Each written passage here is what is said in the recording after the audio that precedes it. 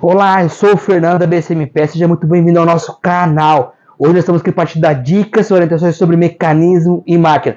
Tá gostando desse assunto? Então, meu amigo, nos ajuda aí. Já mete esse dedão no like, já compartilha esse vídeo para que o YouTube entregue para mais pessoas. Assim vamos ajudar as pessoas sobre manutenção de máquina.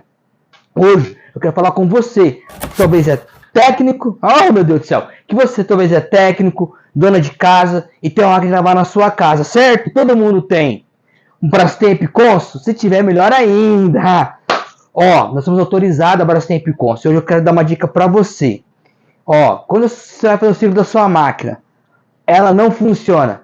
Nossa, dá uma dor de cabeça, fica chateada, né? Um monte de roupa para lavar.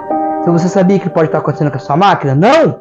Não! Não! Calma, que eu vou te ajudar. Você sabia que o problema pode ser nessa peça aqui?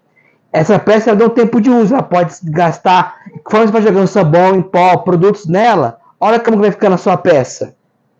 Essa peça aqui ela é fundamental para sua máquina fazer o ciclo de lavagem perfeito. Olha como que ela fica com o tempo. Você não sabendo usar corretamente, jogando os produtos de forma incorretas, ó. Olha como que fica. E por isso que a sua máquina faz aquele barulhão na hora que você começa a usar ela.